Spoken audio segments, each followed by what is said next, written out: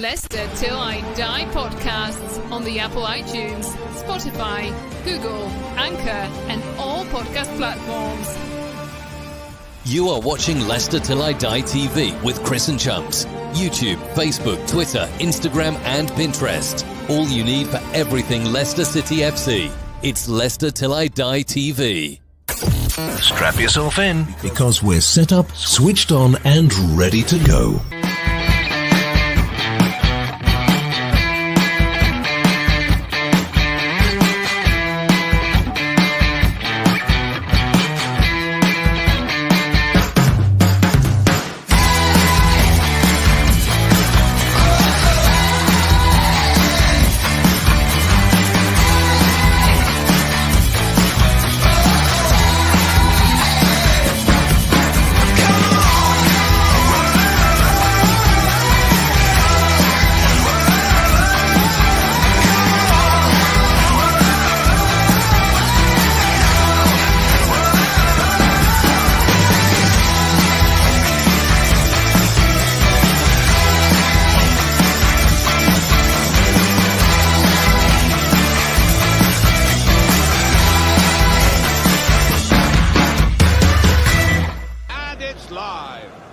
Hi everybody, Jerry Taggart here.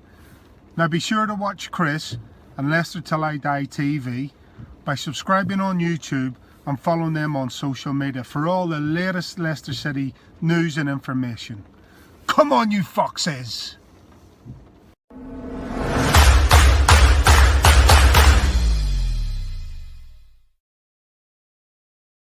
Good afternoon, fellow Fox fans. How the devil are we feeling? I tell you what, if this afternoon has proved anything to me, I know sweet FA about football. Leicester 3, Liverpool 1.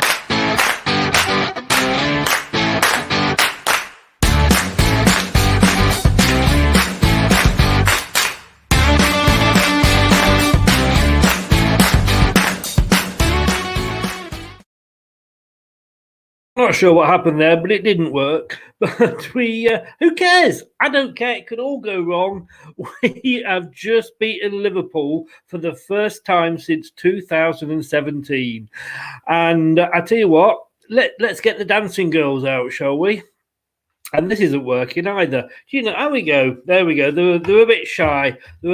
Had to bring them out. And I tell you what, I'm going to use all the old sayings. Tale of two halves or what? I mean, at half time, once again, I thought that Brad was beating his cod out. But second half turned it round. We are going to say, we've got a special guest with us. That's what I'm going to say, Julian Watts. And there we go. We will bring him in and say good evening, or good afternoon, I should say, to Julian, first of all. Afternoon, Chris. Hello, Julian. How are you doing? Very good after that result, although it felt like a frustrating afternoon for most parts. It was. And let's get Brad in and let's see if he's put his cod away again or if he got it out. How you doing, Brad? I'm doing very well. Like Julian said, I've had to chuck my script book out the window. I was going to have a bit of a moan about that until we sprung into life there. You can't ask for a better 12 minutes of your life, could you? Well, maybe it's been a while for me in other circumstances, but on the footballing terms, best 12 minutes I've watched for a while. I think it was actually 8 minutes they timed it at between everything turning round. And I'll tell you what, it lasted longer than some of my sessions with my missus. I'll tell you that. But at half time, I wrote this, boring game or tactical masterclass. Julian, what was it? What did we see? I felt in the first half that we didn't really press Liverpool. We didn't press them high up, so they had good possession at the back and they were able to play quite easily. We were always sort of one step behind them. We didn't close the next ball down, and it was more reactive pressing than like actually getting at them, which I was disappointed with. Whereas Liverpool did press high, and we really struggled to keep hold of the ball. And I think that was the story of the first half, and that was the frustration because I felt like we were passive as we were in the 3-0 defeat earlier in the season. And it looked like it was going to be a long, bleak afternoon. But, thankfully, as we know, we turned that round eventually. Oh, I'm going to give a shout out to a few people here. Facebook user, the ball's round. That's all I know.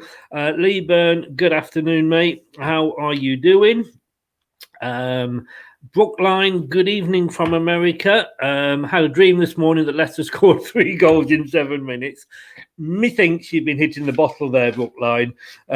Come on now, come on. Craig Sawbridge, good afternoon, Craig. He went for 3-1 earlier, and that's for his dad today. Flying high, great people. Great 3 points today. I haven't been drinking, honestly. Nice one for your dad there, Craig. I'm sure he was looking down and enjoying that. Facebook user afternoon. Oh, Rob. Good afternoon, Rob. Thanks for joining us. We got away with that one. We did indeed. We did indeed. Brad, you had to rewrite. I had to rewrite my script. You had to rewrite yours. Do you remember the Arsenal game where literally it was a bit like that in the first half, and we came, away with the win? And I don't. Has Brendan got the magic touch here? He's obviously doing something right, because each time we even dare to question his tactics, his lineup, his squad selection, because the squad goes out and gets a performance like that. I mean, the difference you could say between this performance and Arsenal is, at least, even though it was backs to the wall for most of that game, at least you always felt comfortable. Arsenal didn't offer too much of a threat, whereas Liverpool could have been out of sight at some points in that game. Let's be honest with you. I know the euphoria, and people might be thinking, oh, here comes the damp squid, but we can't look past the fact that the game Liverpool were in control of. We grew into it in the second half. Maybe, it was in the minds that we had, Pereira on the left instead of his natural right position. Amati started at right back and has only obviously had like a handful of games this season. It maybe took us a while to get to grips and get the ball underneath our feet a bit, because that seemed to be it. Liverpool seemed to be in cruise control. But in the second half, we sat deep, which wasn't too adventurous, but it did the job. And then when Liverpool kind of looked comfortable, the apple crumble came out, didn't it? And like you say, in a blink of an eye, it was 3-1 to Leicester. And it almost looked like this is one of them games where the stats won't reflect the scoreline, because for 77 minutes, the scoreline was probably reflected in the stats. But the end result, wow. I mean, just goes back to my point. I think we had 5 or 6 shots on target in that game, scored 3 of them. Admittedly, one of them was Are you quoting stats at me there, Brad? I might just be trying to point out before the stats come up that our conversion rate yet again wins the day. Yes, I have to be honest. I didn't actually upload the stats today, because I thought you just couldn't. You couldn't have written that, could you, Julian? I mean, you couldn't have foreseen that at half time. I think when Liverpool actually went 1 up, I put you could see that coming from the first minute. Yeah, I mean, for me, again, the slight sort of moan that I'm going to have is that I thought we set up to draw the game. We, like I say, we sat back, we didn't press too high up the pitch. I think it looks like we would have been content, with a 0-0, and that's why we didn't really have much urgency. As soon as they score, and that game plan then has to turn itself on its head, and then you have to show a bit more urgency, which we did. And then we get the free kick and the goal from that, and then the second goal out of absolutely nothing, and that's when the game really changed on its head, and Liverpool really had to come at us then, and the spaces opened up behind, and Barnes came to life, and Vardy was looking a bit more dangerous, and at the end of the game, it was if someone came in and watched the last 20 minutes, they'd say we were the best side and we won comfortably. Obviously, that wasn't the story, but that's where it turned for me. I mean, Brad, Vardy hit the post in the first half. It wasn't all Liverpool. We did have a few breaks. Yeah, and I did put out at half time, despite all Liverpool's control of the game. In the end, Leicester could have felt like they could have come in 1-0 up at least at some point. Jamie Vardy, and that's where we kind of showed with Jamie Vardy and the way we got them chances in the first half, where Liverpool was susceptible to. And I was starting to feel the way that defensively in that second half performance, that like Julian says, and there wasn't a Leicester fan before kickoff that probably wouldn't have taken 0-0 against Liverpool, regardless of their situation and their current results.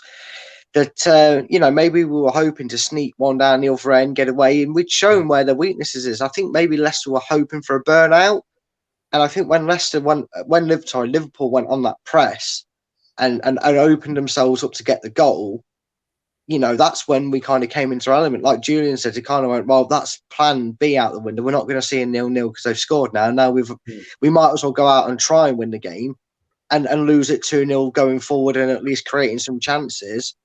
Then see it out to a drab 1-0 defeat. And in the end, we know exactly what happened. I actually went for a 1-1, and I spoke with, I don't know if either of you guys saw the pre-match show. We had Pete joined us because Josh wasn't available, so we got Pete on, and it made me feel old. He was young enough to be my son, but he actually went for 3-1. So again, it just shows that us old uns don't know everything. But at that point, I said, would he take the point? Because at the start of the game, if you'd offered me the point, I think I would have taken it purely. I'll come to you, Julian, with this, but purely because Liverpool have been such a bogey side for us. Julian. I'm sorry. Yeah. It is that, but we've had the conversation over and over again about, are we a top team? And I think if we're a top team, we go at the top teams a bit more aggressively. I mean, we might not get the result we did today, but that's where we need to consider ourselves. If you look at the starting lineup, I was a bit bemused. Again, I'm a big fan of Luke Thomas, as you know, and he didn't start, and I thought that would have balanced us out a lot better. Yeah. That was again frustrating to me. But looking at the team, the 11 that went on the pitch was really a very, very strong team. And if you looked at both benches, I think our bench was a little bit stronger than Liverpool. So despite the injuries that we had and the bad one midweek, and what we've gone through this season, we are still looking like a strong team. And I don't think there are any excuses to why we set back. But at the end of the day, that's how we set up, and the result was right. So I said it before, in Brendan we trust, and and we have to, whatever frustrations we feel as fans and what have you, they got the result today and they're sitting pretty this afternoon. I mean, I've got to thank Craig for this, who does the preview show with me. And I did actually play this to the Liverpool fan last night when we did the opposition view show. Because, of course, Liverpool, well known for 4 letters, YNWA. But we found another meaning for this. You'll never win again. I say I wish I'd come up with it, but I'd have to give credit for that to Craig. And I must admit, I'm glad it didn't come and bite me back on the bum. I was expecting, Brad, maybe Luke Thomas to start at left back because obviously he's naturally on that side. Ricardo didn't have a bad game there, but I think because it was Liverpool, had it been, no disrespect to them, a West Brom or a Fulham, we might have seen Luke Thomas out. But because it's Liverpool, I think, he wanted Ricardo and his experience out there. Yeah, which, does make for sense. I mean, I had to pick the lineup aside. At first, I thought Amati was going to play in a back line of 3. I didn't really recognise the lineup straight away until I kind of pieced it together. And I think at the end of the day, a lot of Leicester fans, given the options of natural left-footed players on that left side, Thomas was expected to see there. And when he didn't, you kind of figured, well, how are they going to go about it? And, at the end of the day, Rodgers has chosen experience. He obviously knows, Ricardo is one of the best right-backs in the Premier League. And if he could replicate something towards that on the left-hand side, it was going to work. And after about 25 minutes of his nerves settling and we got a foothold in the game, you could see that he kind of just played the left as if he was on the right. It didn't really matter to him. He was great at getting forward and covering back when needed. And I think maybe, like you say, tactical genius, maybe a stretch the word genius there, but to take the chance on going at experience over natural sided player paid dividends in the end, because as much as I'd like to have seen Luke Thomas in that game, you just always have that fear with an academy player that's only played a handful of games, let's remember, at first team level, maybe gets caught in the headlights sometimes in them attacks, whereas Ricardo's got the experience to know that if he does get beat, someone's going to cover him and he can regain his ground and make it up. So in the end, it paid dividends to us. It worked a treat in the end. So Julian, I mean, he sometimes as a manager you're buggered if you do, buggered if you don't. You know, had we lost this, obviously we have a completely different conversation. But I often say, will the real Leicester please stand up? I mean, in the last 2 games, we've scored from a corner.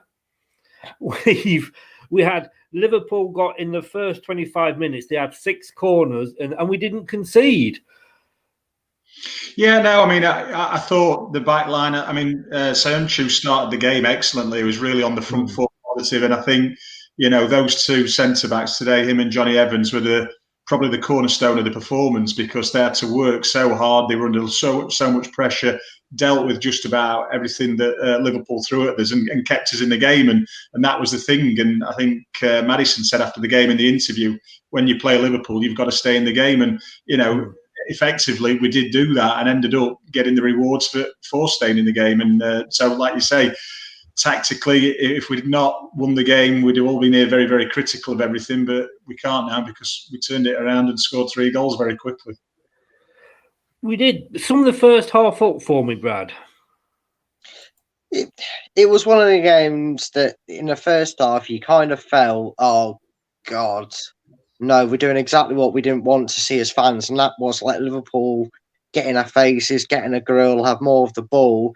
And you was hoping that defence that earlier in the season, and I've always stated that since like the first 6 or 7 games, we've got it out of our system. But you was hoping yet again that the defence would hold strong and kind of ride the wave as it was. And when we did that, you know, that's when Leicester had their best, you know, spell of the game for the last 10, 15 minutes of that half. It was always going to be tough. And we've always seen what Liverpool have to offer despite the run. But it was one of the performances where, you know, like Julian said, until the magical turnaround, I was already starting to think this is the first time since probably we played West Ham at home that I genuinely thought we was going to lose a game at home. We weren't. I just felt we can't hold this out forever. And, you know, it was the case in the end. Let's face it, we did go 1-0 down because of relentless pressure from Liverpool. All right, the goal came in the second half where they were less threatening to a degree, but I did start to worry that if they get in front, it was going to be them that scored. Because if you remember last season, where everybody says that was the start of the downfall for Leicester, it was 1-0 at half time, and then they scored 3 goals in 7 minutes. It's very nice to have the shoe on the other foot. I have to admit, it's nice to score 3 goals in 7 or 8 minutes this time round. But the first half, that was probably the most concerned I've been since the West Ham game, that we weren't going to get a result out of a home performance. Yeah. Julian, Rob made the point there, and I'd actually put a post up because I thought that Evans was going to come off. He looked to be limping. He looked in trouble. Is it? I mean, obviously they do say like, oh, they'll run this injury off and what have you, you know, and be right. As a player, is it easy to run something off like that? It really depends on the injury. I mean, I know with Johnny, he sort of stuck a leg out and took a yellow card for a trip. And if he's got caught when you're dangling a leg out, it can be quite painful. If it's muscular and it's a dead leg, you can run it off, but that'll seize up at half time, and you know you need to keep moving. And like so, after the game, I'll have a bit of a dead leg. If it's a knock and it's more, you know, on your bone, one of your bones, and it's just sore, then that is just something that you sort of have to put up with, and you can do probably more easy than a muscular one. So yeah, he did look in a bit of trouble early doors, but then he just seemed to come out second half, and he looked okay. So fingers crossed that he is, because we are obviously a bit thin there. We don't really want to be like Liverpool have had to do with Henderson. We don't really want to be doing that with Ndidi, but that would be probably the next course of action with the players available. James Maddison there. I mean, I did actually see the interview, and he said he didn't say it in these words. We might well have done to the interviewer. Liverpool aren't the only team with injuries here. And you know, he's I love his post-match interviews, Brad. He says it as it is, doesn't he? Yeah, he's such a professional, just like myself on these live shows. I mean, yeah, he's such a professional. I only kid about myself, but he's always handled the media with a bit of class. You noticed there, neither of us actually jumped up and said, no. Well, I'll take my own compliment that I give myself then.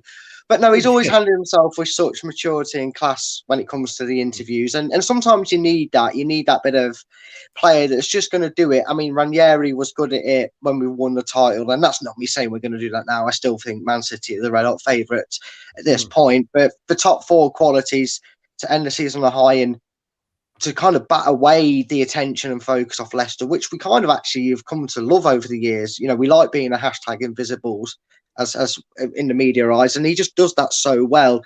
And, you know, Morgan was very good at it. And it's why these people are such a key element in Leicester's squad, because they just have, just a knack of doing things. And sometimes you just need that, you know, Klopp.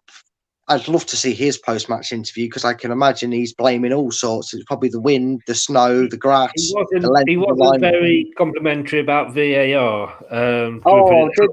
Did it? Liverpool didn't get a decision. Liverpool, yes. I mean, Julian, I did talk sport this morning. I don't know if anybody actually heard it. Probably not. I attract an audience of zero. But I was on TalkSport and I said, you know, we have called, because we were saying about Leicester's challenge for the top. And I pretty much said what Brad was saying, you know, it's Man City's, we're talking top four. But we do get ignored by the media. I mean, I did this earlier, and these are the stats that Brad wants to see. I said I hadn't got any stats, but I have got some stats. And if you see the top one there, it's how long Sky Sports will talk about each team. And it was 80% Liverpool and 20% Leicester. that really sums Sky up for me. But it's all right being the invisibles, isn't it? Really, go under the radar and keeps the pressure off us.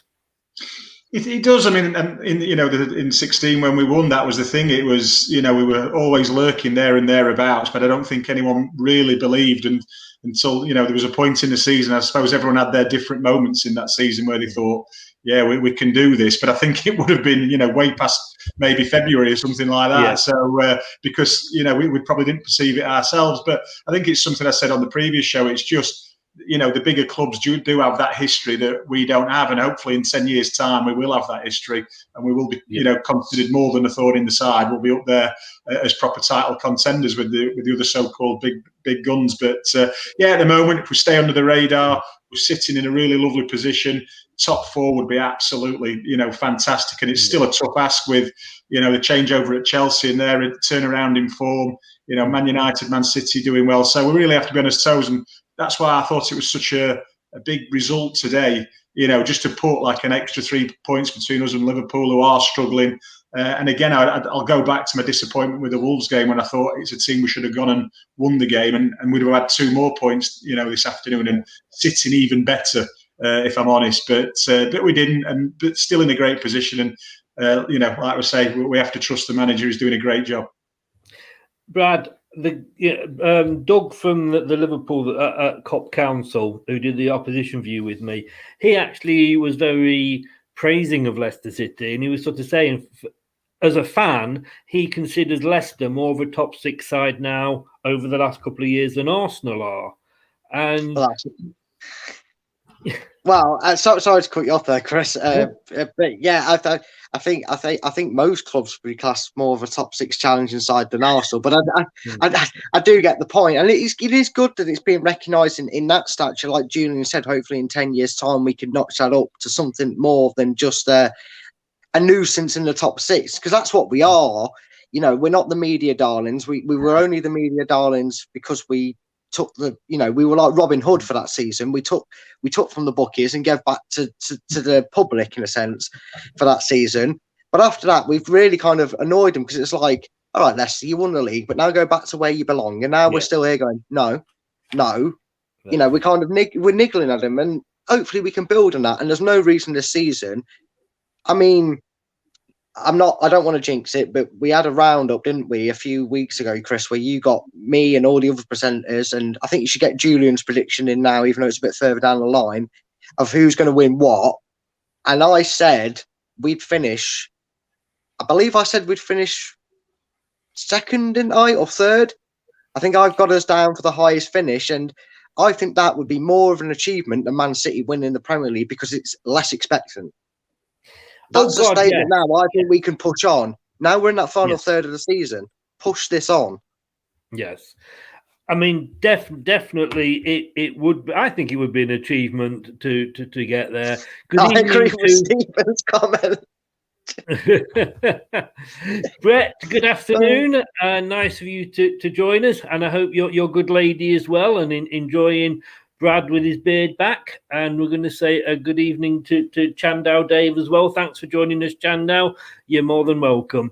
No changes at an half time, and we're going to go look at the second half now, which is sort of when it all happened. But were you surprised no subs at half time, Julian? No, because as the game sort of continued and carried on, I think Brendan would have been the happier of the two managers. Like I say, not ideal for how I'd like to see us play, but we were in the game. It was 0-0. There was no reason to change anything. I mean, the only thing you would look at doing at that point is if you were really going to have a go for it. And I never felt that we sort of wanted to at that moment of the game. So I thought it was, no surprise for me that there wasn't anything. There were no injuries, and it was just going to be same message at half time for the second half. Come out, keep doing what you're doing. And obviously then the changes started as the match changed, but as the match didn't change, then the change, no subs were necessary. I think, Chandow, you make a good point there. We've no longer got David Rennie, we're getting all these injuries, but it's been said a few times, and it's not just Leicester that have got the injuries. And yes, we were moaning at the start, but most teams in this division are suffering with injuries now. Whether that's because I think personally, because we only had a very short off season, we're playing a lot more games more regularly, and recovery time is probably expected to be less. We've only had three goalless draws in 101 matches, Brad. It looked like that in going into the second half, though, didn't it? It could have ended up like that.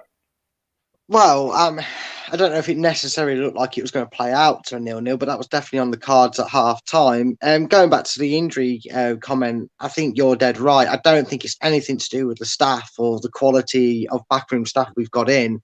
Because like you say, we're not the only side. Half the Premier League, in fact, most of the Premier League at some point this season has or is suffering still with short-term niggles, long-term injuries. Whether it's 3 or 4 players, they've all suffered at some point. Like Madison's come out and said, Liverpool aren't the only side with injuries. I could say the Spurs have had injuries, Chelsea have had injuries at some point. Liverpool injuries, Man City are missing De Bruyne still. They've missed Aguero at points this season. So it's just been the case of trying to cram a season and play catch up in a after a season that lasted over a year, near on a year. It was never going to be easy, and it's so credit to them sides, not just Leicester, but them sides that have got through this and are coming out of it shining. I know if you look further down the league and you look at the last season that Sheffield United were up there and were flying, the turnaround hasn't worked in their favour. They've really struggled. Newcastle have struggled yet again. Brighton, although look good on the ball, have struggled. But then there's teams like Leeds that, their championship season was affected as well to a point. But, you look at the clubs like Leeds, Everton, West Ham, Chelsea to a point, Man City, Leicester, and I've got to say Manchester United in that as well, have handled it better than other clubs. And I think you have to say, you look at this result and you talk about injuries and the knock to, Evans, and I don't want to disrespect our opponent Slavia Prague in the Europa League group game, but that gives us a better platform now to give someone like Evans a week off, in the best sense possible. Give Ndidi and and that a bit of a rest, because we know what we've got and we know we trust them lads. We know if Luke Thomas comes in at left back, he can do a job. We know if Amati sits in the centre back, he can do a job. We know if Mendy plays, he can do a job. So that's what's come. That you've got to take the positives out of it, and the positives are, as a club and as a squad on a whole, we've come through it good, and that's why we are where we are. It's no fluke that we're in the top 4. I think Brad has just looked at every member of the squad there. Yeah, pretty much. I've gone through the 25. Yeah, but Julian, the point I was going to make, which is basically agreeing totally with Brad, is it says a lot about our squad. I've not known a year up to this year when if we'd have had the injuries we've had, we'd be still where we are. Yeah, I mean, I think a lot of that is, down to, I think, fantastic recruitment policy that we have. The players that are coming through look like they can step in and be good enough. And then you look at some of the turnarounds recently. So looking at the bench today, Iniacho's had a bit of a comeback in form in the last and got a few goals for his efforts. So, a more than worthy sub to come on if we need a bit more up top later on in the game. Same with Chowdhury. He's come on and done well. Came on again today. So these are guys who are coming from the bench, and they are sort of knocking on the door of the first team at the same time. And with all the injuries that we've got, and we've still got this strength on the bench at the moment, although we are looking super, super thin, but we are still winging through and getting the results. And like we've just said, that's why we can still put out consistent performances week in, week out, even with the changes in personnel. So, yeah, I just think it's fantastic credit for everyone at the club involved with the recruitment. And we have assembled a very, very good squad. I want to stick with you with this one, if I can do, Julian, because it was a question that I'd noted myself. But I'm going to say good afternoon to Kurt. Thanks for joining us, Kurt, and thanks for joining in. The fact that Amati is the only one who looked out of place in a starting 11 shows how much strength we have in depth, considering the amount of injuries we have.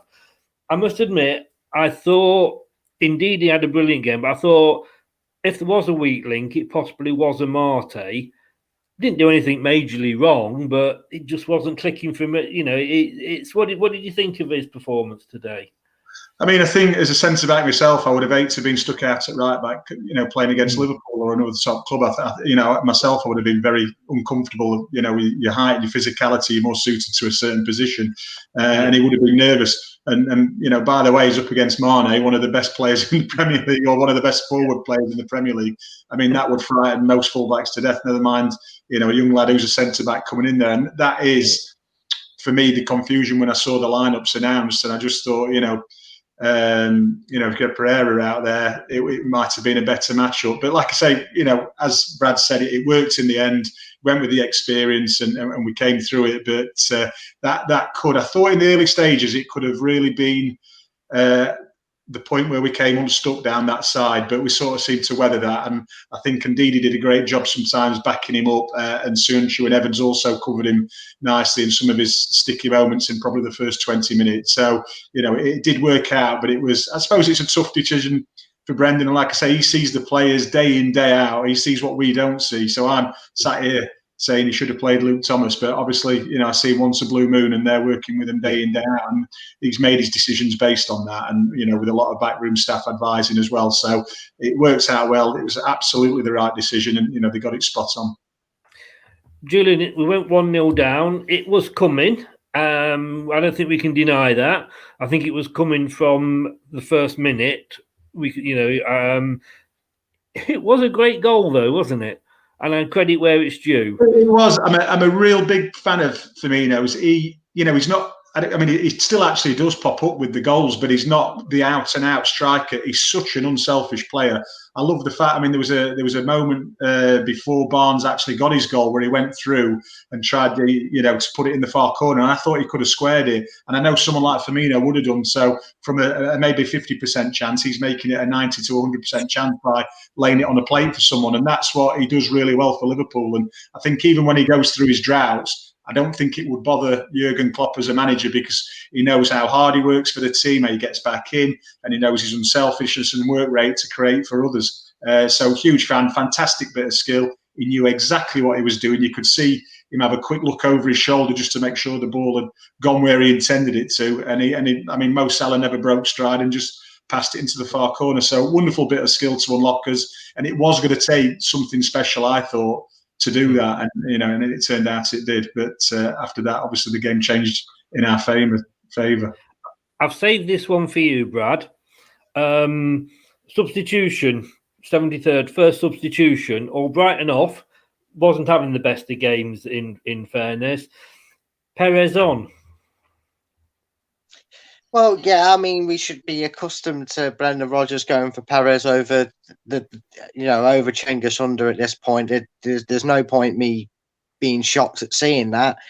And to be fair, I believe he played a part in one of the goals, did he not? So, he came on and did a job. He obviously came on with an instruction from Brendan that, you've got something I need you to do out there for these closing minutes of this game and see a result out, whether that was going to be 3 points, which it turned out to be, or hold on to the point. So yeah, I can't fault him. I've always said I won't come on here and just slate someone for the sake of it, and I won't just still begrudgingly sit here and go, oh, well, he was crap anyway, still crap. No, he had a decent game. He played his job. He gets paid to do a job, funny enough, and he actually did it for a change, which was nice to see. And again, when he went down injured, I saw that stretch and my heart was in my mouth because I don't want him off injured. If Brendan Rodgers uses him for whatever he wants to and however he plans to use him, I want him fit. We can't afford any more injuries. No. Otherwise, I might have to go back and work at the King Power and get himself on the bench. Julian's already got. Julian's going to ask you to send his kit over so we can get back out there in this way. Hey, Julian would be like a dress on Julian, I'll tell you. But yeah, Brad, I'll stick with you because I saw a post earlier in the group. This was this morning, and when you actually look at Perez's stats, they're not as bad as everybody makes out. He pretty much stands up well against Albrighton and Under and other players. It seems sometimes it's like, and we all fall into this trap. It was Chilwell a while ago, then it was Barnes. We always seem to want to have a player that we have to pick on. Well, I don't like that as well because Chilwell's proven that since that Tuchel, or however you say his name's gone there, it's funny how he doesn't rate him, does he? He's not played for Chelsea much. Maybe, sometimes fans do get something right. He is a bit edgy going forward, but he's not our player anymore and he's not my concern. He's gone to Chelsea. It's their responsibilities for them to worry about how he progresses as a player. But like I said, Perez hasn't got, and I'm not saying his stats aren't brilliant, aren't too shabby for what he's got, but it's not like he's not warranted fans getting on his case. And it's not like he's not warranted not being in that starting 11. I mean, I saw something, I think it was after the Wolves. No, it was after our, who did we just beat? Brighton. That was it. Gordon Bennett, Brad, your head's going there. And I think I need to go for a nap. But when he actually scored that late goal against Brighton to win us the game, somebody, and I can't remember who, so there's apologies to them, but they did exactly the same. They actually broke down Kelechi Iheanacho's overall thing, and I don't know if he did it on minutes played and that's how he totaled it up, but I think it was something like in total Iheanacho's made 50 game time appearances and contributed with 25 goals. I don't know if that was goals and assists, but it always looks better when you break things down like that. But both of them in the last 5 or 6 weeks when they featured at points, and let's remember it was only at points because they've not always been glamorous, but at points have shown what it is that frustrates us about them because we know what they're capable of doing. And I'm happy to see it. I'm happy to see him come on today and we're not sat here going, we didn't do anything. Because he did. He got involved, he created something, and something positive came from him being on that pitch. And I'm happy for him. I'm delighted for him. Just as I'm delighted when he actually gets it right. The BT commentator said just after that, Leicester haven't got the set pieces right at all today. And I was thinking, like, today, what's different about today? Yeah. But Julian, defender, should we have had a penalty? From the VAR. No, to me, it looks and. It just looked outside to me, and it was there was some contact. I think Thiago's feet were planted outside the box. If it's a penalty, if he's leaning over the line, I really don't know the laws these days because they change so many times. So I thought it would have been a bit harsh, and if you turned it around and it was us attacking, us defending, and we'd had a penalty against us, I think we would have feel really hard done to. So I thought it was the right decision in the end, and and then we get the goal from it, so we're all good. Brad, Vardy was holding on to the ball. He obviously thought it was a penalty. And then, we waited and waited for that VAR decision. we got the goal then from the free kick. It kind of worked in our favour. I think it disrupted Liverpool a little bit, having to wait and see what was going to happen. Yeah, and I'll make a point to say what I want to say. I agree with Julian. I don't think it was a penalty. In the end, the right decision was given. But I was actually sat there watching it, and I noticed the referee actually pointed to the spot immediately after he blew his whistle. I thought, they're talking about free kick. He's gave a penalty. What they're going on about? And if I want to be an advocate for those that want to support VAR having less grip on the game, I mean, the only thing you could say there is, in argument to that, if you want to have a bit of human error in the game, is that something that maybe they discuss later down the line? I know it would cause hell to pay, but in people that want to see less of VAR getting involved in every single decision and want a referee to be able to run a game and not a monitor, I could see why people might have got frustrated with that. Ironically, with our set piece history, I was more calm when we got the free kick, thinking, well, we might get a miracle, but I don't see much happening here, than I was if Jamie Vardy had stepped up for a penalty. Not saying that I'm not confident in Jamie Vardy smashing a penalty straight in the back of the net, but I hate penalties full stop. No matter the record, no matter how good they are at penalties, I watch penalties like this. I can't watch a normal penalty being taken. I can't watch it. But a free kick, I felt more calm of not getting my heart rate going. That went in, Julian, and then a mad 7 minutes.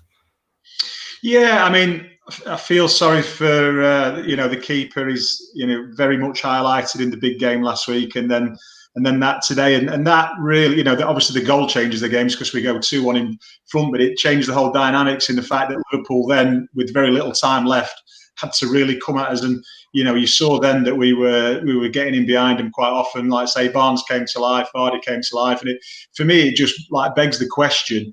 Why didn't we look in behind a bit more often? I know we like to play football, but you have to do what's effective on the day. And as Brad said, we had the chances first half, but they were quite fleeting moments. But there were those moments when we actually looked, Maddison to get in behind, Vardy to get in behind. And for me, not a long ball in behind, but we should have been looking behind the lines. Liverpool are absolutely renowned for playing so high, and they're relying on this good defensive line they have. But in that, when we've got the perfect, response to that in Vardy, I wondered why first half we didn't look at that option, more often. And if we had done and had a bit more success with it, it would have dragged their line a bit back and given us the space to play in front of them, which we never had for the entirety of the first half.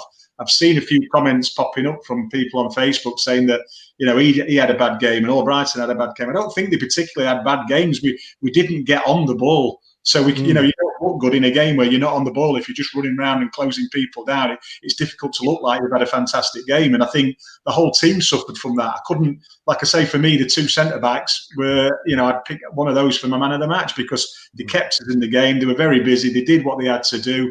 I said, Amati at the right back was backed up, wonderfully by them. They covered his backside on a number of occasions, and they actually were kept us in the game. And allowed us eventually, when we go the goal down, and get a bit more dynamic and a bit more urgent to go and build on that. So, yeah, for me, that was the story of the entire game. And so, like I say, fortunately, it paid in the end. I mean, in the first half, I think Vardy had a couple of chances, and both those chances for when we, got the ball over the top and let him run onto it. But I want to just give a shout out. This has just popped up, so I just want to sort of go off tap for a minute. For John Creswell, age 53, he was a lifelong loyal fan that always travelled from Stafford to Leicester for the home games. And COVID-19 took him from us a couple of days ago. So RIP to John, and certainly, give him a big shout out. Anybody who travels a long way or any distance to a game, not saying they're any better, but hats off to them, and rest in peace, John. Yeah, rest in peace, mate. Absolutely. It's never nice to hear. It's never nice to hear, no matter who you support, no matter who it is. You'd have to be lower than low to come out and say anything against anyone that passes away, when at the end of the day, we are just football fans, and sometimes we forget that. We're all united on that. Now let's have a look at this then, Brad, and see how good this looks now. I tell Second you at what, the moment. I'm a single man, but I could fall in love with that table. I could. Can I just say, Even though we're second, I take that. but your cod would be very jealous if you fell in love with that table. I'm gonna have to file for divorce with Cod because that just looks amazing to see, isn't it? Can I just say, Julian, nice we do mean Call of Duty here. Brad yeah, I'm not banned from chip shops. Don't worry, this is a game. Don't worry, Julian. You don't have to look up a chip shop near you. Come invade it. I don't know. Did I show this earlier? I can't remember. Yes, but you did. Yeah, you did. It makes me laugh. Simple things, but obviously, Man United have still got to play. But and I don't mean to disrespect Julian, like the West Hams and the Evertons and what have you, because they're there on merit. They, as always say, the table doesn't lie. But having that 6 points between us and Liverpool. And I think we've played the same games now. You know, we've got to lose 2, and they've got to win 2. You know, for them obviously to go over us. And I think if you finish above Liverpool, I think you're going to finish in the top 4. Yeah, I agree. I think, you know, looking at the table now, the dangers to us of not making a top 4 finish are only really, you know, Liverpool and Chelsea. You know, the teams below that, your West Ham's, Everton, Tottenham. I could not see at this moment in time their form being better than ours from between now and the end of the season. So I don't see them actually being a problem. Obviously, with Tuchel going in at Leicester, at Chelsea, he's made a bit of a change round, and they've had that sort of bounce back of a new manager coming in. You know, if that continues, they'll come into contention. Liverpool, to be fair, I mean, I think they said on BT that their form at the minute is bottom 6 form. You know, in the last 9 matches. So. Again, you know, they're in a bad place at the minute, and they need to sort of reset that. And we saw that, I think, a bit last season with Man City, who had a few injuries, and their season really sort of trailed off, you know, a lot earlier than we expected. And now Liverpool are going through that. So all we've got to do is keep doing what we're doing. And like I say, I can't see anyone outside the top 5 affecting us or finishing above us, but it's just that danger that we need to keep doing what we're doing, keeping above Chelsea and Liverpool if we can. I think, you know, Man United, not always playing the best, but they just seem to be bringing the results out because they have got that bit of quality on the pitch in the likes of, you know, Fernandes and Rashford and players like that, and Cavani. So sometimes when they're not playing quite so well, they'll pull a result out, and I think that's more why they're there than great form. Whereas Man City are the form team at the moment and are looking, you know, red hot to win the title. So keep doing what we're doing, keep getting the results out, and just keep that form better than the teams below us. And you know, for me, it looks like a top 4 finish all day long, and so hopefully we can get that over the line. We're just going to have no fingernails left by the end of the season, are we? That's what it is. We're just going to look at man of the match and performance. 1 second, we're straight back after this.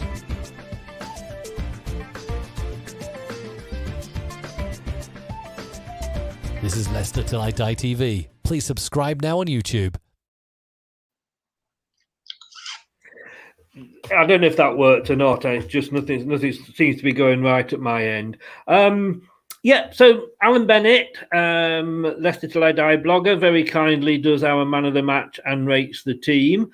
He made the point here that you have to sum up the whole game, but those 7 minutes did change a lot of what he was going to be giving. As we all said, we all sat here and had to rewrite the script and what have you. But Brad, man of the match for him, and I thought I have to agree with him here, and I take on board what Julian said about the 2 at the centre of the defence. But I thought indeed he was immense today. The manager, we can't question it. He got it right, and probably deserves the 8. And the team, you could say the first half performance wasn't brilliant, but we soaked the pressure up. We didn't concede until the second half, and then when we needed to, we came out. So an 8 for the manager, 9 for the team. Indeed, man of the match. What are your thoughts, Brad? Yeah, I mean, on a personal basis, I think if I had to pick someone out at, say, 1-0, if you know, because you like Alan's very right, we have to judge that on a 90 minutes performance. I think if I had to try and pick a player out at that point, and you ask me who's the man of the match so far for Leicester, I'm probably turning around and saying, just because Mr. Consistent for me, he always gets a leg in, gets that tackle, picks a player's pocket, unlocks a pass, moves the ball forward. I think indeed is a good shout. If I wanted to be different and go against that, I'd have to go with Julian, and I'd probably say Caglai Soyuncu does not look like he's missed a beat, considering he didn't start this season, and Fofana and Evans were the go-tos, and he's been injured. He did not miss a beat. He's made us extra sure from set pieces that we won't concede from him, because he just got every. I don't remember a ball into the box that he wasn't involved in getting his head on at some point, or stopping someone getting to it who could have nestled it into the net. So for me, it's a toss-up between Ndidi and Soyuncu, and I'm going to put my neck on the line and say Soyuncu was definitely man of the match. Was man of the match overall for me. Certainly up there. He still gives me the shits every time he gets the ball and tries and dribbles it out. But I've got to sort of try and get used to that now. Sometimes I just want to say, just whap it into Rose Edge, But would you agree with Brad or Alan there, Julian? No, I mean, Alan's right. Indeed, he did play well. And it's interesting that the three players that we're talking about are all defensive players, which just kind of sums up the performance in a defensive mid and two centre-backs. I agree with Brad. I thought it was Soyuncu. He started, he made a couple of really good challenges early on, and it just looked like he'd set his stall out for the day. And I was hoping they'd go on and keep a clean sheet just on the back of that. Like I say, he covered the young lad well. He was involved in everything. As Brad said, he was like a magnet to the ball when it came in the area. And he did look to give us a bit more, aerial strength than maybe we've had, in the last 6 weeks, months, or, for whatever period he's been out. So I definitely give it to him. And I do, if I'm honest, I'll go over the 90 minutes. And I think the numbers for the manager and the team are a bit generous, but still, I suppose, deserved in the end. But yeah, for me, Soyuncu. Yeah, I think with the with the results, you could say Brendan got it right again, couldn't you, Brad? Brad, yeah, you definitely could. It's always easier when the result goes well. Hello? Yeah. Hello, yeah. Can you hear me? Yes, can you hear us? It's just weird. Yeah. It's just because it's just because it's running fine my end. I didn't expect you not to be able to hear me. But yeah, I mean, it's always easy when the result comes your way and it goes well. But yet again, it's just one of them. I mean, how many times have we looked at a position? Have Leicester been in this position where the 1-0 down against a good side? Again, I say scrap injuries and form out the window. They are a good side. We are talking about Premier League and recent European champions. And how many times in the last 3 or 4 seasons have Leicester gone on and lost that game? I mean, like you said, before them 3 goals, we were all sat here thinking we was going to be sat here going, oh, we missed a chance. Oh, it was only 1-0. Oh, and it just shows that never say die attitude that Brendan's drilled into them, that no game is ever lost, no matter the situation, because it could have been easy for us to have just kept 11 men behind the ball and gone, all right, we'll take the 1-0 because got away with it. Could have been 3-0. We'll take the 1-0 beating. We'll go on to the Europa League game and pick up our form again there. And to see them keep going and the characteristics, the players obviously are on board and obviously have a sixth sense of where Brendan is going to go tactically, because it wasn't like it took 10-15 minutes, because there wasn't time for it to take 10-15 minutes for anything tactically to change. The players must have already instinctively knew, right, he's telling us about the gaps. That's what we'll exploit. We don't need him shopping it around. They move themselves around. And in that last 15, 20 minutes of the game, they were Leicester City that we come to love, because they got the ball and they did what they did in glimpses in the first half. And that was press, that high press. And it almost, to the point, reminded me of that performance against Man City, where Man City were practically on their own in our half, their defensive line, and Leicester kept putting the ball over the top, and that's where we got our goals from. And it worked in the end. And eventually, I think we just got to that point in the game where we went, right, now's the best chance to try and go all out and push men forward to win it. And it did work. Julian, do you think, we say Foxes never quit, and that was never more truer than under your manager, Martin O'Neill? We're getting that way again, aren't we? We feel we go 1-0 down. We don't feel like, maybe, and no disrespect to previous managers, but most recent managers, you might think, go 1-0 down, well, that's it, we're going to lose. But with Brendan, you feel like, as with Martin O'Neill, this game goes for 90, 92, 94 minutes. We can still get something from this. Yeah, and I've got to say, obviously played under Martin, and that was his. He used to send Walshy up front on numerous occasions when we were down, and probably go a bit more direct, and it paid off. Sometimes it didn't, and we've gone lose the game quite badly. And all, coming back, I played for a manager and I can remember a game losing 3-0, and I was like the spare centre half, and I was motioning to go up the pitch, a bit higher up the pitch, and he was telling me to stay at the back because he didn't want to be embarrassed by any more goals, and he basically wanted to keep it at 3-0. And I know as we came off the pitch at the end, having lost 3-0 and not doing anything about it, that we all felt quite disappointed, and we all sort of looked at the manager and thought, really, is that your mindset? And again, so going to Brendan, I think what today does is, again, such a good team to turn that result around. It just will give you, the next time you're in that situation, a lot more confidence that you can actually turn it around, because if you're in the mindset that you don't want to, and you don't really change a lot when you go a goal down, and you keep things plugging away exactly the same, hoping something might happen, and it generally doesn't. So you do have to change. Like I say, the urgency did come. They made the substitution. All of a sudden, things happened, and that is fantastic mentally for the players. Burnley are beating Crystal Palace 3-0, by the way. So however bad we get, it could be worse. We could be about Palace fans. They're going through a horrendous thing at the moment. I mean, I felt like saying, and it, I've heard this. They said this on the Talk Sport with me this morning, and they've said it on a few programs. This is Leicester making a statement of intent, and we can't be ignored now. But we've already beaten Man City 5-2. We're going to get ignored still, aren't we? It'll all still be, Man City, Man United, Liverpool. We're still going to be invisible, aren't we, Brad? Well, yeah, but like Julian said earlier in the show, we've now got, you'd say, and this is why I've always turned down anybody or any reports of Brendan suddenly, jumping ship and going to another club, because we are a project. I'm no fool to that. No one here is a fool to that. Most managers, no matter if they've supported the club as a young boy, you're a project. You're a business. That's what football is, whether we like it or not. It's a success game. And Leicester are that team now that have the tails up and are the whispers of the town right now, in the sense that they've got the right mentality, the right players, the right push, the right motivation to break up the mould. What you've got to do, and I've stressed this point again because I've made it before on this show, we are like Tottenham back in 2000, mid-2000 odds, when they had Martin Jol and they just signed Van der Vaart and Modric and Bale and that. They had to wait their turn. They couldn't just stroll in and finish 6th, finish 8th, finish 4th, finish 9th or whatever, like Leicester's few seasons have been. I know it's not that dramatic, but my point stands is now we've got to back it up. We can't just say, well, we finished 5th, so we're a top 6 side.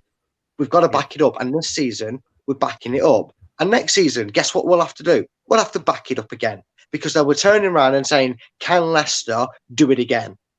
And then again, and then again, and then will they win silverware?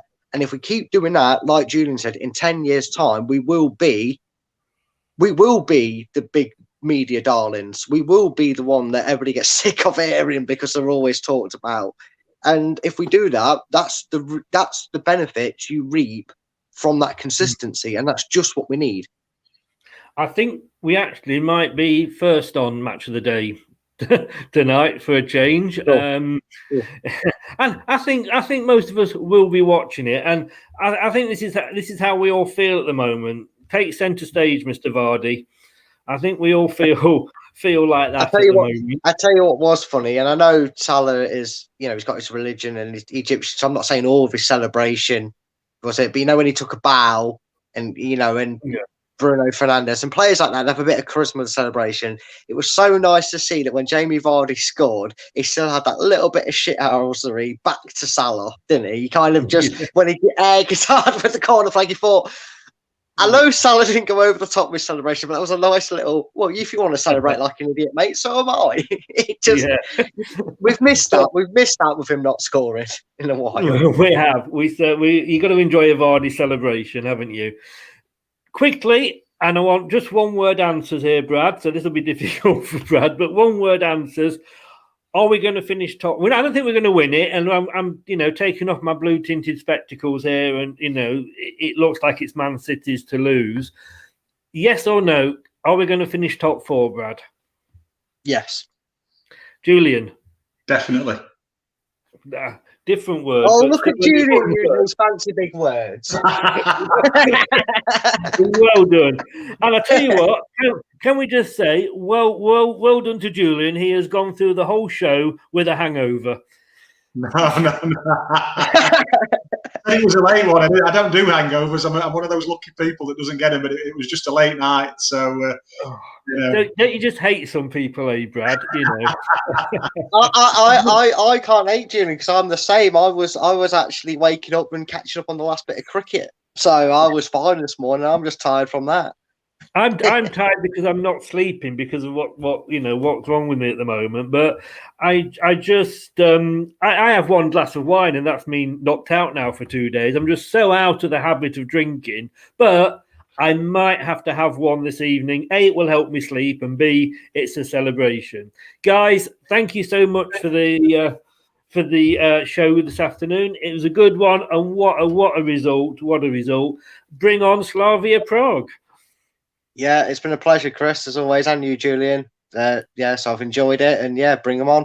Yeah, cheers, guys. Thank you very much. Thanks very much. And we will see you. I probably won't see Julian midweek because it's going to be a very late one. Maybe. I don't know. Oh, no, it's a 6 o'clock kickoff. So we'll send you a message. If you can make it, you're welcome. If you're not, we'll know that you've got your cocoa and your slippers on. Thanks very much, Julian. Thanks very much, Brad. Bye, guys. We'll speak to you soon. Take care. Bye-bye. He's gone already. Thanks very much to both Julian and to Brad. They are my Andy Gateway to my Richard Keys. They know what they're talking about, which means I don't have to know what I'm talking about. So thanks for them for getting me through this every week. So 3-1, second in the table. I'm not sure who United have got. Let's hope whoever they are playing will do us a bit of a favour. Starting to believe again. Maybe, like I say, not going to win it, but we could finish top 4. Fingers crossed. Slavia Prague midweek, and then Aston Villa next weekend. So we will be back on Tuesday, and we will be joined by Josh, and I can see him off screen. I hope he's not going to drop dead when I say this, but Brad, because it's going to be Brad Hicks, who he doesn't know about European football. I tell you what, it's not worth knowing. So that's on Tuesday at 7. On Wednesday at 7, we've got the preview for the Villa show with Craig. Then we're going to have the pre-match and post-match on Wednesday with the Slavia Prague game coming up. In the middle of that, and then the opposition view show on Friday with an Aston Villa fan, hopefully. If you're watching this, and like I say, if you are on YouTube, please give us a subscribe. We'd like to get those numbers up. It's great what people are watching, but give us a subscribe and let us try and get over that mark where we can start earning some money. It would be very nice if I can get some money back. And if you want to listen to us rather than watch us, your main big podcast platforms, it's Leicester Till I Die, and we're on Apple, Spotify, Anchor, and Google, to name but 4. Didn't quite make 4. We certainly made 3. It was Leicester 3, Liverpool 1. Go and enjoy your weekend, guys, and we'll see you on Tuesday night. Good night. Leicester Till I Die podcasts on the Apple iTunes, Spotify, Google, Anchor, and all podcast platforms. Thanks for watching Leicester Till I Die. This is Chris saying goodbye and see you next time.